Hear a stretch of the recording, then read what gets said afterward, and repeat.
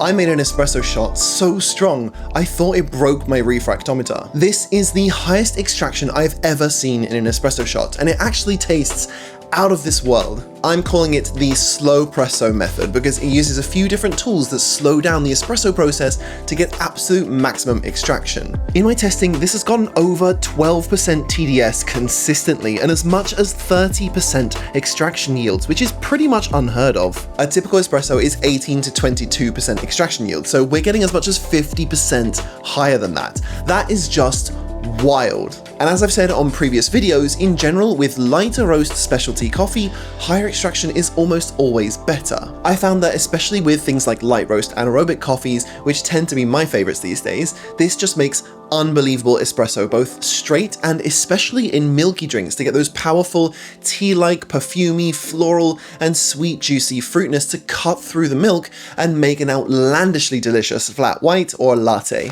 I started to notice this because I was tracking all of my shots in a Brew Ledger. Looking back through pages and pages of different coffees, I was seeing that a lot of my light roast espressos were delicious by themselves, but as soon as you mix them with milk, they become pretty tasteless, or they're just overshadowed by the sweetness of the milk. I love a good flat white, so I wanted to see if I could make these nice light roast anaerobics shine in a milky drink, and maximizing extraction yield seemed to be the best way to get a stronger flavor without having to roast darker. So how did I get such high extraction yields? Well, there are 4 steps to this, and I would say that 3 of them are pretty much essential, and 1 of them is a little less important if you don't have it. The first thing that's critical is a slow feeder. I talked about this in my slow feeder video, but in brief, having lots of fines makes your coffee extract unevenly with a lot of bitterness from the smaller particles, and then some sourness from the larger particles. The more consistent your grind size, the more clarity of flavor you get, because the water goes through all the coffee more evenly at the same speed. So step 1 is to slow feed your coffee, hence Slowpresso. The next step, which isn't necessary but certainly helps, is to use a flat burr grinder that has variable grind speed. Flat burrs tend to have just one peak in their particle distribution at a specific grind size.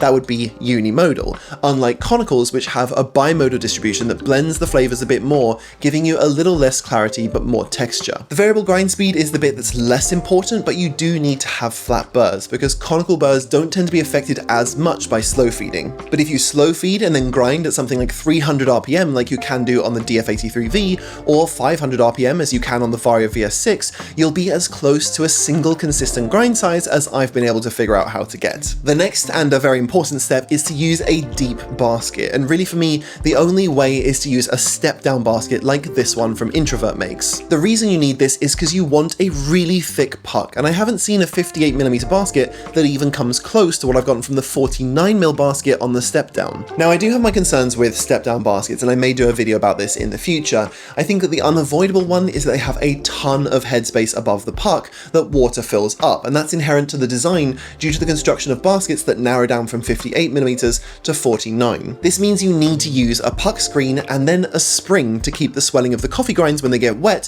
from pulling the puck to pieces while it's extracting. But there aren't many 49mm portafilter espresso machines out there. The only one I can think of off the top of my head is the Olympia Cremina, but their basket is only rated for 14 to 16 grams. I've been using 22 grams to really make a thick stack, which is very possible with this basket and with dense light roast coffees. And the beauty of this is that with a thicker puck, you get more texture and syrupy shots naturally. So you're not having to make that trade-off that you usually have to with 58mm burrs and different grinders, where you get high clarity with flat burrs and high body with conicals. I'm still kind of losing my mind over how cool this is. Finally, when you go to pull your shot, you want to be using a machine with the ability to do a long pre-infusion. I'm using the Meraki and doing a 15-second pre-infusion for this coffee, which allows the puck to be fully or at least mostly saturated before putting pressure so the flow can be much more even. So that's the 4 steps to making a Slowpresso. Slow feeding, slow grinder RPM, thick stack on a step down basket, and a very long pre-infusion. You put all that together and you get an espresso shot that looks like this.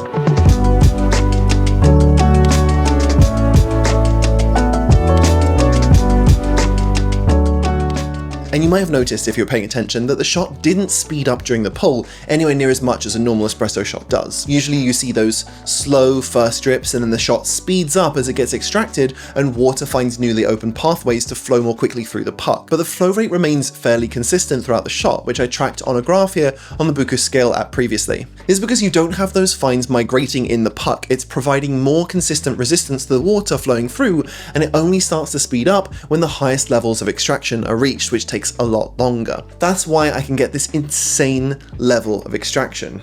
Jesus, that's wild. And the taste,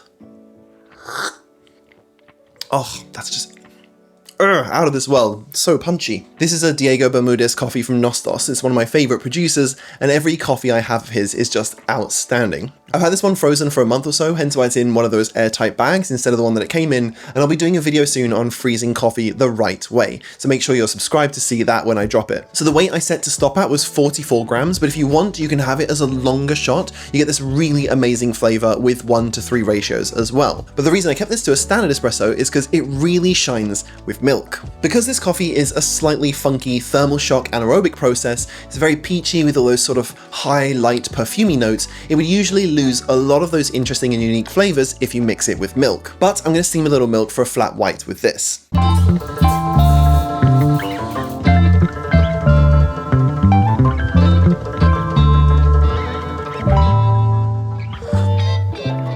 Oof. God damn. It's got all those exciting, wild and fruity flavors. It's absolutely insane. I've never had milky coffee like this before. So I'm going to get a bunch more light roasts and medium light to keep experimenting with this, but so far the results really do speak for themselves. So it's definitely much more of a home cafe kind of shot, which for me is fine. After all, my channel is called Home Cafe by Charlie, and I think it would just be too time consuming to do in a cafe setting. There are other real drawbacks with this method as well. It's very time consuming, and I used a bit more coffee than usual to dial this in. You do have to do quite a bit of fine tuning, and I'm grinding a good 9 or 10 steps finer than I do for a normal espresso. And you also need a few bits of gear. I'd say the step down basket is necessary, as is the slow feeder, just so you're not driving yourself mad dropping beans one by one into your grinder for 2 minutes straight just to make one shot. I'll leave links to all the tools I used for the Slowpresso in the description, so please check them out along with the Brew Ledger if you found this video useful and you want to support the channel. This is a method I've been playing around with for a while, and I only recently got the most out of it with a step down basket that I got from Introvert Makes. And I really want to see other people try it, because when I finally tested the TDS and saw 14.6, I literally couldn't believe it. If you can, try the Slowpresso method out and share your thoughts in the comments below for everyone to go and check if they don't have the right tools yet to make this kind of shot. I'm totally open to having missed something about this, and I'm sure someone else has also tried doing all of it before, but so far I haven't met anyone else who's talking about this. And if you haven't seen it already, go check out my video about slow feeding, because I go a little deeper into the science of why this changes particle sizes in flat burr grinders the way that it does. Thank you so much for watching, you wonderfully overcaffeinated people, and I'll see you on the next one.